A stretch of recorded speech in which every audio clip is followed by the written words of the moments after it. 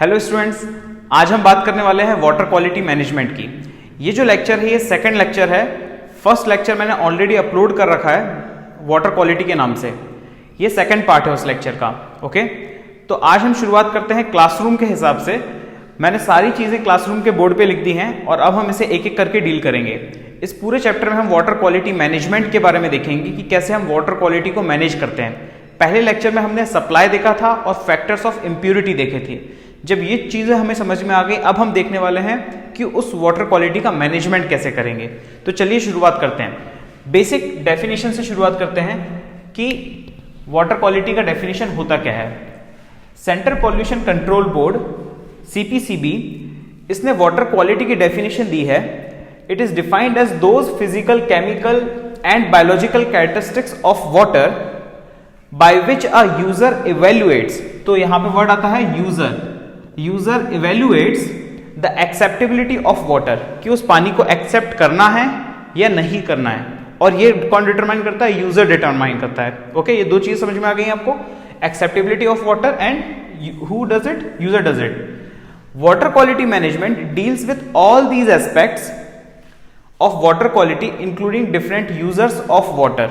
Okay, तो ये सारी चीजें का अगर डीलिंग रहता है, उस पूरी चीज को मैनेज करना वाटर क्वालिटी मैनेजमेंट कहलाता है। तो हमने देख लिया वाटर क्वालिटी क्या होती है और उसका मैनेज करोगे तो वाटर क्वालिटी मैनेजमेंट हो जाएगा। अब इस वाटर क्वालिटी मैनेजमेंट का स्टैंडर्ड क्या है? ओके, तो agency for setting water quality standards, India में ये काम करती है BIS, that is bureau of Indian standards, BIS। Okay, BIS 10500 उस कोड का नाम है जिसके बेसिस पे इंडिया में वाटर क्वालिटी डिटरमाइन की जाती है। तो आपको याद रखना है कि कभी भी आप फील्ड पे रहते हैं तो आपको ये देखना है कि ये जो वाटर है क्या ये BS 10500 सर्टिफाइड है या नहीं है, या उस जो भी उसमें जिस का यूज कर रहे हैं, जिस तरीके से वाटर यूज हो रहा है, जिस जगह पे यूज हो रहा है, जैसे मान लीजिए इरिगेशन वाटर है या फिशरीज में जो वाटर यूज हो रहा है, आपके घर में जो वाटर यूज हो रहा है, ये सारा वाटर क्या इस चीज को फुलफिल करता है? 10500 2012, ये 1983 का एक एक्ट था, उसको 2012 में दोबारा उसमें कुछ चेंजेस किए गए। ओके, जो पैरामीटर्स ये BIS का एक्ट देखता है वो पैरामीटर्स होते हैं pH, colour, odour, TDS that is total dissolved solids, hardness, alkalinity, iron, manganese, sulphate, E coli etcetera. इसमें बहुत सारी चीजें आती हैं। ये बहुत बड़ा एक्ट है, कुछ 12-16 पेजेस का एक्ट होता है और उसके अंदर बहुत सारे बैक्टीरियाज का नाम रखा है, वायरसेस का नाम लिखा रहता है, बहुत एग्जॉस्टिव लिस्ट रहती है। तो हमें उतना डिटेल में नहीं जाना है, पर हमें बस इतना पता होना चाहिए कि 10500 कहाँ यूज होता है? वाटर क्वालिटी के लिए यूज होता है। ओके, अब हम आगे बढ़ते हैं कि इसी एक्ट के अंदर स्टैंडर्ड्स एंड डिजायरेबल लिमिट्स बनी हुई रहती हैं कि उस चीज का स्टैंडर्ड कितना है और डिजायरेबल लिमिट कितनी है। जब मैं स्टैंडर्ड वर्ड यूज करता हूं, इसका मतलब ये हुआ कि वो वैल्यू कितनी होनी चाहिए। ओके, वो वैल्यू कितनी होनी चाहिए उसकी। जैसे अगर मैं कलर का बात कर रहा हूं तो कलर की जो यूनिट होती है वो हम हेजन में निकालते हैं। ओके, ये हेजन में या TDS, आप एक वो यूनिट होती है हेजन, उससे हम वैल्यू निकालते हैं। और उसका डिजायरेबल लिमिट कितना है? अगर मैं आपको पानी दे दूं जो पूरा ब्राउन कलर का है तो वो डिजायरेबल नहीं होगा, वो डिजायरेबल लिमिट के आगे होगा। तो हमें ये चीज नहीं देखनी है उसमें। ओके, तो हमें स्टैंडर्ड वैल्यू देखनी है, तो हम देखेंगे यार अगर TDS है तो TDS की लगभग 200 वैल्यू है और डिजायरेबल लिमिट उसकी 600 है। अब डिजायरेबल लिमिट का मतलब क्या होता है कि वेरियस एक्सपेरिमेंट्स के थ्रू ये डिजायरेबल लिमिट पहुंचती है। डिजायरेबल लिमिट के अगर ऊपर है वैल्यू किसी भी चीज की तो हम उस पानी को एक्सेप्ट नहीं करेंगे। सिंपल का मतलब, सिंपल सी बात है। अगर आप घर का पानी यूज कर रहे हो और उसमें TDS का वैल्यू 600 या 700 है तो आप उस पानी को एक्सेप्ट नहीं करोगे, क्योंकि उसकी डिजायरेबल वैल्यू 500 ही है। ओके, और उसका स्टैंडर्ड वैल्यू 200 है। मतलब आपके पानी में 200 से लेके 500 के बीच में ही TDS होना चाहिए, तो ही उस पानी को आप एक्सेप्ट करोगे। आगे बात समझ में? चलिए, These parameters apply to all agencies। ये किसी एक एजेंसी के लिए नहीं है, हर एजेंसी के लिए, चाहे वो गवर्नमेंट हो, चाहे वो प्राइवेट हो, या कोई और अदर एजेंसी जो आपको पानी सप्लाई कर रही हो, या किसी और पर्पस के लिए पानी सप्लाई किया जा रहा है। तो ये तीनों चीज में फुलफिल होता है ये एक्ट BIS 10500 कोड। ओके, अब हम देखते हैं कि वाटर क्वालिटी मैनेजमेंट की भाई जरूरत क्या पड़ गई, ऐसा क्या हो गया। तो जरूरत इस बात की है कि जो फ्रेश वाटर आपके पास है, मैंने आपको बताया था हमारे जो हम पानी यूज कर रहे हैं वो फ्रेश वाटर अवेलेबल पानी है जो सिर्फ 1% है पूरे अर्थ के सरफेस के ऊपर, ओके, जो हम यूज कर सकते हैं, फ्रोजन फ्रेश वाटर नहीं, नॉर्मल फ्रेश वाटर। तो ये 1% जो है, क्योंकि ये पूरे अर्थ पे सिर्फ 1% के फॉर्मेट में अवेलेबल, ये हमारे लिए एक रिसोर्स है, ओके। और इस रिसोर्स को स्ट्रेस है, स्ट्रेस किस चीज का है, क्योंकि इस रिसोर्स को सही यूज नहीं किया जा रहा, इसलिए ये रिसोर्स स्ट्रेस के अंदर है। और कौन कौन से फैक्टर्स हैं जो स्ट्रेस दे रहे हैं? फॉल्टी एग्रीकल्चरल प्रैक्टिसेस पहला फैक्टर, हर्बिसाइड, पेस्टिसाइड, फर्टिलाइजर्स, ये पानी की गुणवत्ता को कम करते जा रहे हैं, उसकी क्वालिटी को खराब करते जा रहे हैं। उसके बाद eutrophication, erosion, faecal pollution and sewage discharges, ये सारी चीजें हैं जो इस फ्रेश वाटर रिसोर्स को स्ट्रेस में डाल रही है, इसलिए हमें जरूरत पड़ेगी वाटर क्वालिटी मैनेजमेंट की, ओके। चलिए अब नेक्स्ट स्टेप में चलते हैं। यहां हम पढ़ने वाले हैं steps of water quality management की। तो हमने इतना समझ लिया कि वाटर क्वालिटी मैनेजमेंट की जरूरत क्या है। अब हम ये देखेंगे कैसे स्टेप हमें फॉलो करना है ताकि हम वाटर क्वालिटी का मैनेजमेंट कर सकें। पहला step, first step, water quality का गोल क्या है, वेरी वेरी इंपॉर्टेंट। अगर मैं आपसे पूछूं कि यार किस एग्जाम के लिए कितनी तैयारी करनी पड़ती है, तो आप बोलोगे सर जब मुझे सिविल सर्विसेज की तैयारी करनी है तो मुझे काफी पढ़ना पड़ेगा, पर यही चीज अगर मुझे एक छोटे से क्लर्क के एग्जाम की तैयारी करनी है तो मेरा रेंज कम हो जाएगा। सिमिलरली पानी को भी हमने क्लासेस में बांट के रखा है। ये क्लासेस होती हैं ABCDE, ये BIS के हिसाब से हैं क्लासेस। ए क्लास का जो पानी है वो सबसे top most quality of water होगा जो आप घर में यूज करेंगे। जो बी कैटेगरी का वाटर है वो बेसिकली इस टाइप का वाटर है जो सिर्फ आप बेदिंग में यूज कर सकते हो, या फिर आप रिवर्स में जो पानी मिलेगा वो आपको बी क्लास का पानी मिलेगा। फिर सी क्लास उससे थोड़ी और खराब कैटेगरी। इसके अंदर क्या होगा कि डिफरेंट पैरामीटर्स है ना, ये जो पैरामीटर्स है इनकी रेंजेस फ्लक्चुएट करती रहती हैं और उसके हिसाब से हमने क्लासेस डिटरमाइन कर रखी है।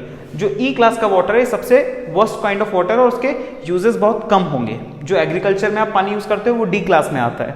तो इस तरह से क्लासेस बटी हुई हैं। तो पहले तो हम ये देख लेंगे कि यार ये पानी यूज कहाँ होने वाला है। तो finding water quality goal, uses of water like fisheries, agriculture, navigation, और उसके हिसाब से हम निकालते हैं डेजिग्नेटेड बेस्ट यूज कि इस पानी का बेस्ट यूज क्या है। ओके, तो घरों में जो पानी आएगा वो ए क्लास, और अगर एग्रीकल्चर में यूज हो रहा है तो सी या डी क्लास के बीच में से कोई। आगे समझ में? तो डेजिग्नेटेड बेस्ट यूज क्या हो गया? आप एग्रीकल्चर के लिए प्लानिंग कर रहे हो तो डी हो गया डेजिग्नेटेड बेस्ट यूज, घर के लिए प्लानिंग कर रहे हो ए हो गया डेजिग्नेटेड बेस्ट यूज। क्लियर है यहां तक? चलिए अब आगे चलते हैं। सेकंड पॉइंट आएगा, सेकंड स्टेप आएगा वाटर क्वालिटी मॉनिटरिंग। अब हम ये देखेंगे कि इस वाटर क्वालिटी को मॉनिटर कैसे करेंगे। ये मॉनिटरिंग हम दोनों केस में करेंगे, सरफेस वाटर के केस में भी करेंगे और ग्राउंड वाटर के केस में भी करेंगे। जो मैंने आपको बताया था कि 1% हमारे पास अवेलेबल रहता है, इस 1% में से कुछ परसेंटेज हमारा सरफेस वाटर है जो हमारे पर नदी, लेक, वेटलैंड्स में अवेलेबल है, और दूसरा हमारा ग्राउंड वाटर है जो लगभग 30% अवेलेबल है हमारे पास फ्रेश वाटर का। ओके, सरफेस वाटर का सैंपल्स लिए जाते हैं। ओके, जो आपका रिवर हो गया, लेक हो गया, उसके सैंपल लिए जाते हैं। 6 सैंपल लिए जाते हैं पर ईयर, ये कलेक्शन पर्पस के लिए लिए जाते हैं। सिमिलरली ग्राउंड वाटर के भी सैंपल लिए जाते हैं, पर ये सैंपल जिस जगह से लिए जाते हैं उस जगह को हम कहेंगे बेसलाइन स्टेशन या फिर सर्वेलेंस स्टेशन। ओके, अब मैं आपसे पूछूं कि भाई सर ये करते क्यों है ये बेसलाइन स्टेशन? तो अगर आप एक साल भर की जगह पानी सप्लाई हो रहा है, मान लीजिए किसी एक जगह पे कोई बोरिंग है और वहां से किसी स्कूल को पानी सप्लाई हो रहा है, तो वो बोरिंग में या जो बोरवेल है उसमें क्वालिटी ऑफ वाटर कैसी है, वो क्वालिटी को असेस करने के लिए हम बेसलाइन स्टेशन यूज करते हैं। इसमें भी लगभग 4 से 5 सैंपल लिए जाते हैं पर ईयर, और ये सैंपल ये बताता है कि पानी खराब तो नहीं हुआ, क्या पानी पर्टिकुलर क्लास को बिलोंग कर रहा है अब तक, कहीं इसमें कोई गड़बड़ी तो नहीं आ गई। तो इस तरह से सैंपल लिए जाते हैं रेगुलरली। ओके, और ये काम कौन करता है? State pollution control board. Okay, state pollution control board ये रेगुलरली सैंपलिंग करता रहता है पानी की और बताता है कि सैंपल पॉल्यूशन फ्री है। ओके, अब ये एनालिसिस के लिए यूज होता है, सेम वही चीज जो मैंने लिखवा दी यहाँ पे। थर्ड पॉइंट आता है आपका identification of nature and magnitude of pollution. तो अब आप जब सैंपलिंग के थ्रू आप ये पता लगाओगे उसमें कि भाई इसमें क्या पॉल्यूशन है, अगर पॉल्यूशन है तो उसका नेचर क्या है और उसका मैग्नीट्यूड क्या है। नेचर मतलब कि किस किस्म का पॉल्यूशन है, हार्मफुल तो नहीं है इंसान के लिए, अगर हार्मफुल है तो किस हद तक हार्मफुल है, तो वो हो गया मैग्नीट्यूड। ओके, मान लीजिए पानी में थोड़ा सा कुछ खराबी आ गई, मतलब थोड़ा सा ओडर आ रहा है, कुछ बदबू आ रहा है, पर वो बदबू इतना सिग्निफिकेंट नहीं है कि उसको ज़्यादा ट्रीट किया जाए, या उसका मैग्नीट्यूड बहुत कम है, तो मैग्नीट्यूड बहुत कम हो गया, पर बहुत ज़्यादा बदबूदार पानी आ रहा है, बहुत पीला पानी आ रहा है, तो वो उसका नेचर भी खराब है और उसका मैग्नीट्यूड भी ज़्यादा है। तो अब आप उसको रेक्टिफाई करोगे कि कैसे ये चेंज हो सकता है। To find the gaps and control the pollution source, okay, ये काम करता है CPCB along with the help of state pollution control board. मतलब सेम चीज़ ये स्टेट पॉल्यूशन कंट्रोल बोर्ड ही है जो अब बेसिकली आपका ये सारा काम कर रहा है यहाँ पे, ओके। जैसे कि अगर एग्जाम्पल मैंने इसमें BOD का एग्जाम्पल लिया है कि nature and magnitude of pollution के लिए अगर BOD मतलब बायोलॉजिकल ऑक्सीजन डिमांड, BOD क्या होता है, अगर पानी में ऑक्सीजन की डिमांड काफ़ी ज़्यादा हो गई है, मतलब कि ये चीज़ बताता है कि उस पानी के अंदर माइक्रो ऑर्गेनिज्म को ज़्यादा ही प्रेजेंट है, ओके, ये उसका BOD बताता है। तो जब भी आप लेते हो पानी का एक सैंपल लेते हो, उस सैंपल को लैब में टेस्ट करते हो, तो आप देखते हो कि उसमें बैक्टीरिया का ग्रोथ कितना हो रहा है 5 दिनों के अंदर। बेसिस ऑफ कि बैक्टीरिया का ग्रोथ कितना हो रहा है हम पता लगा सकते हैं उसका BOD कितना है। तो BOD 5 कहलाता है, ऐसे BOD 20 डेज होता है, BOD 25 डेज होता है, तो इस तरह से निकलता है वो। तो BOD अगर बहुत ज़्यादा निकल रहा है मतलब उसके अंदर माइक्रो ऑर्गेनिज्म बहुत ज़्यादा है। अब मैंने आपको बताया कि इसका एक सॉल्यूशन क्या होता है, जो अगर लोकल लेवल पे हमें इस चीज़ को सॉल्व करना है तो हम क्या करेंगे, रिवराइन लेंथ को इंक्रीज कर देंगे। मान लीजिए ये आपके पास रिवर है एक जो कि 1 किलोमीटर की है, ओके, तो 1 किलोमीटर की रिवर है, इसका मतलब कि यहाँ से पानी आ रहा है 1 किलोमीटर का छोटा सा एक रिवर नाला कुछ भी आप समझ लीजिए, तो उसको इतना ही एरिया मिल रहा है ऑक्सीजन लेने के लिए एटमॉस्फेयर से, जो ऑक्सीजन मिल रही है उसे। पर अगर उसका BOD बहुत ज़्यादा आ रहा है, मतलब वो उसमें काफ़ी ज़्यादा माइक्रो ऑर्गेनिज्म पड़े हैं, अगर हमारी कैपेसिटी है तो हम इस लेंथ को इंक्रीज कर देंगे। तो अगर हमने मान लीजिए इस लेंथ को इंक्रीज करके 5 किलोमीटर कर दिया, रिवर की लेंथ को यहाँ से यहाँ तक छोटा सा, तो हम अब उसे ज़्यादा ऑक्सीजन दे सकते हैं और वो उसकी प्योरिफिकेशन कैपेसिटी को एब्जॉर्ब कर सकता है, तो माइक्रो ऑर्गेनिज्म खत्म हो जाएंगे, ओके, इस तरह से मतलब कम होने लगेंगे। ये एक तरीका है। अगर आप ट्रीटमेंट नहीं करना चाह रहे हो, आप नॉर्मल कुछ उसका वैल्यू बढ़ाना चाहते हो, पानी अच्छा, इसलिए आप देखोगे कि नदी और नालों को जनरली साफ किया जाता है हर बार मानसून के पहले। तो एक उसका रीज़न ये भी रहता है कि जो माइक्रो ऑर्गेनिज्म उसमें हो गए हैं वो सब ज़्यादा पानी वजह से, ज़्यादा ऑक्सीजन मिलने की वजह से ख़त्म हो जाए वहाँ पे, ओके। अब हम देखेंगे सोर्स इन्वेंट्री। सोर्स इन्वेंट्री क्या होता है कि हम ये देखेंगे कि हमारा जो पानी है, ये जो पॉल्यूशन है, वो उसका आइडेंटिफिकेशन करेंगे क्या वो पॉइंट सोर्स है या नॉन पॉइंट सोर्सेज है। मैंने पिछले लेक्चर में आपको बताया था कि पॉइंट सोर्सेज क्या होते हैं जिनको आप इजीली ट्रेस कर सको, ओके, और नॉन पॉइंट सोर्सेज क्या होते हैं जिन्हें हम इजीली ट्रेस नहीं कर पाते कि किस वजह से पॉल्यूशन हो रहा है, जैसे कि फील्ड्स, रोड्स वगैरह या इस तरह से, वो नॉन पॉइंट सोर्सेज होते हैं। पॉइंट सोर्सेज मतलब पूरे शहर का कचरा है, सीवेज है, वो एक जगह ही जा रहा है, तो हमें पता है कि भाई किस पॉइंट पे वो डिस्चार्ज हो रहा है, किस पॉइंट पे वो उसको खराब कर रहा है। तो ये हो गया पॉइंट सोर्स और ये हो गया नॉन पॉइंट सोर्सेज। अब क्या होता है, पॉइंट सोर्सेज जो भी रहते हैं, मतलब हमें पता है कि शहर का पूरा सीवेज है वो इस पॉइंट पे जाके नदी से मिल रहा है या किसी लेक में जा रहा है, तो उस पॉइंट सोर्सेज पे हम 24 आवर्स, 48 आवर्स और 72 आवर्स पे पॉल्यूशन लोड निकालते हैं रेगुलरली, ओके। तो हम आज देखेंगे कि आज कितना पॉल्यूशन आया, अगले दिन कितना पॉल्यूशन आया और उसके अगले दिन कितना पॉल्यूशन आया। तो उसके बेसिस पे हम ये डिज़ाइन कर सकते हैं कि शहर की जो सीवेज सिस्टम है वो कैसे डिज़ाइन होगा, और अगर सीवेज सिस्टम में कोई प्रॉब्लम आ रही है तो हम उसको रेक्टिफाई भी कर सकते हैं। जैसे कि कई बार ऐसा होता है कि काफ़ी जो बड़े महानगर होते हैं उसमें होली के टाइम पे और कुछ त्योहारों में जिसमें पानी वगैरह यूज़ होता है तो पॉल्यूशन लोड काफ़ी बदल जाता है। मतलब कि जब होली में आप रंग वगैरह यूज़ करते हो तो पॉल्यूशन लोड में अलग अलग केमिकल्स दिखने लगते हैं उनको पानी के अंदर, तो इस वजह से क्या होता है कि उनकी सोर्स इन्वेंट्री चेंज हो जाती है, ओके। नॉन पॉइंट सोर्सेज के रीज़न हो सकते हैं open defecation, application of agrochemicals and commercial waste water. तो ये सारे नॉन पॉइंट सोर्सेज हैं, क्योंकि मैंने आपको बताया था ये बेसिकली आपके फार्म्स वगैरह में होंगे या फिर आपके रोड साइड जो भी है वहाँ से आपका जो पानी वेस्ट हो रहा है उस वजह से ये non point sources of pollution कहलाते हैं। चलिए इसके आगे चलते हैं। अब हम वाटर क्वालिटी इंफॉर्मेशन के बारे में देखते हैं। वाटर क्वालिटी की इंफॉर्मेशन सेंट्रल वाटर कमीशन देता है, CWC, central water commission, along with state irrigation department 5 से 10 साल का डेटा इन्फॉर्म करता है CWC को, और सेंट्रल वाटर कमीशन ये डेटा देता है सेंट्रल पॉल्यूशन कंट्रोल बोर्ड को। जैसे कि भारत की जो प्रमुख नदियां हैं उसका बारे में सारा डेटा, ओके, कि उस नदी की क्वालिटी कैसी है, उसमें पानी किस किस्म का है, कहाँ से उसका ओरिजिन है, कहाँ डेस्टिनेशन है, कौन कौन सी उसकी ट्रिब्यूटरीज हैं, ये सारी इंफॉर्मेशन सेंट्रल वाटर कमीशन के पास होती है। ओके, और वो सेंट्रल वाटर कमीशन ये इंफॉर्मेशन देता है स्टेट पॉल्यूशन कंट्रोल बोर्ड को या सेंट्रल पॉल्यूशन कंट्रोल बोर्ड को। कब? जब एसपीसीबी या सीपीसीबी किसी भी किस्म का कुछ अब एक प्रोजेक्ट तैयार कर रहे हैं जिसमें उस नदी का पानी यूज होने वाला है। ओके, आई बात समझ में? जैसे कि मान लीजिए कोई नदी है जिसका नाम है ABCD, ये नदी किसी शहर के पास में है जिसका नाम है XYZ, ये टाउन का नाम है और ये रिवर का नाम है। ओके, अब ये ABCD के बारे में इंफॉर्मेशन कहाँ से आएगी? अगर मान लीजिए नया टाउन बसा है और उसको पानी सोर्स यहाँ से लेना है तो ABCD की इंफॉर्मेशन किसके पास होगी? ये इंफॉर्मेशन होगी सेंट्रल वाटर कमीशन के पास में, और ये सेंट्रल वाटर कमीशन उस इंफॉर्मेशन को शेयर करेगा उस अथॉरिटी के साथ जो या तो स्टेट पॉल्यूशन कंट्रोल बोर्ड होगा या स्टेट इरिगेशन सिस्टम होगा। Okay fine. अब जब ये डेटा उसके पास आ जाएगा तब ये सोच पाएंगे कि यार क्या इसका वाटर हमें यूज करना है। अगर मान लीजिए इस नदी में जो वाटर की क्वालिटी है वो इतनी खराब है कि वो ई कैटेगरी में आ रही है और वहां पे टाउन बसाना है तो हमें उसे ए कैटेगरी तक लेके जाना पड़ेगा, तो हमें समझ में आ जाएगा कि कितना कॉस्ट हमें इन्वॉल्व करना पड़ेगा ताकि हम इस ई कैटेगरी को ए कैटेगरी में बदल सकें। आ रही है बात समझ में? चलिए अब हम देखेंगे सिलेक्शन ऑफ टेक्नोलॉजी। जब हमें पता चलेगा कि वाटर क्वालिटी की क्या इन्फॉर्मेशन है हमारे पास, अब हम यूज करेंगे कौन सी टेक्नोलॉजी हम यूज करें ताकि हम उसे ट्रीट कर सकें। Depends on treatment, objective, technical and financial feasibility, कि अब आपके पास फाइनेंशियल फिजिबिलिटी कितनी है, ऑब्जेक्टिव क्या है, टेक्निकल फिजिबिलिटी क्या है आपकी, ये सारी चीजें से हम पता चलेगा कि कौन सी टेक्नोलॉजी हमें यूज करनी है ताकि हम उस वाटर क्वालिटी को ट्रीट कर सकें।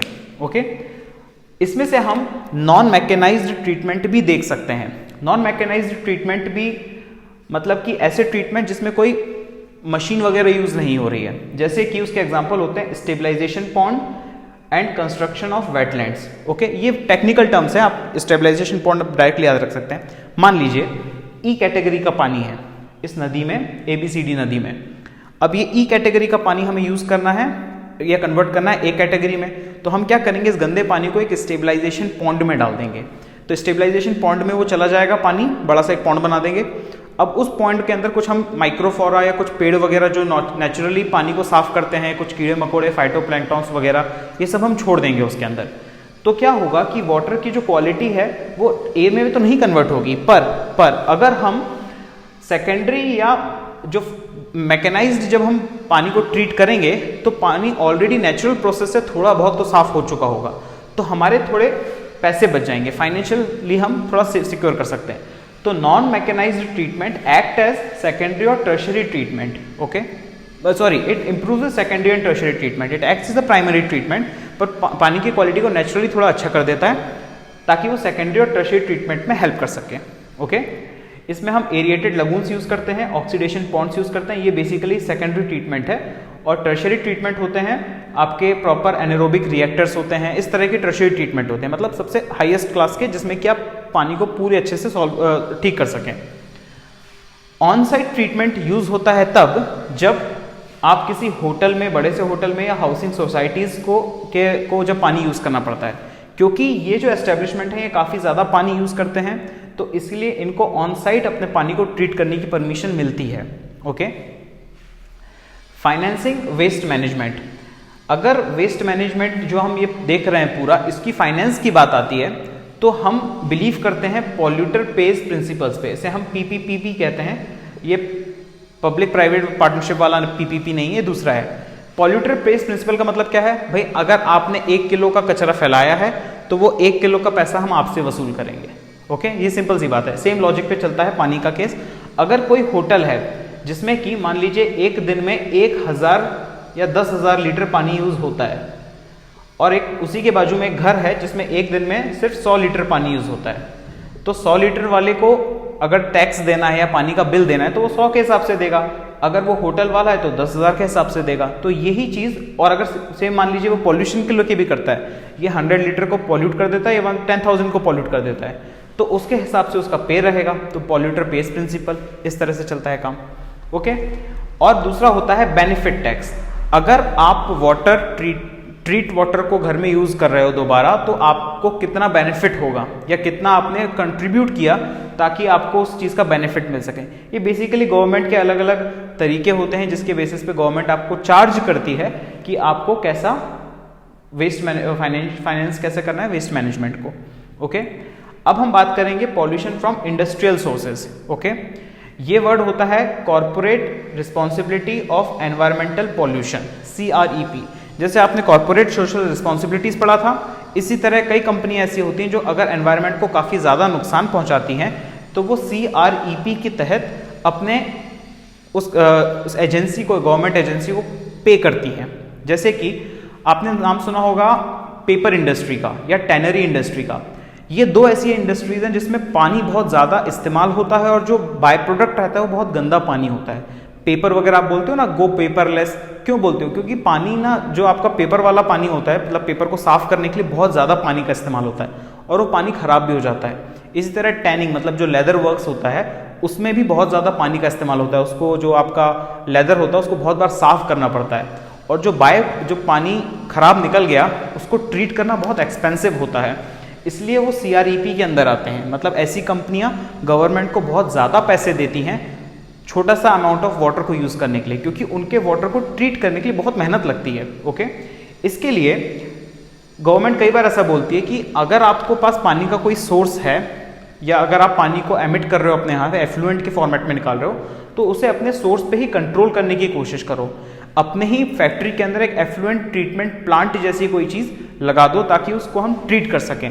ओके, रिसाइकलिंग करो उसका, रिसोर्स रिकवरी, अगर आप उसमें से कोई चीज़ निकाल सकते हो बाहर तो वो बाय प्रोडक्ट यूज निकाल लो ताकि आप उसकी वो कर सको, दोबारा इस्तेमाल कर सको।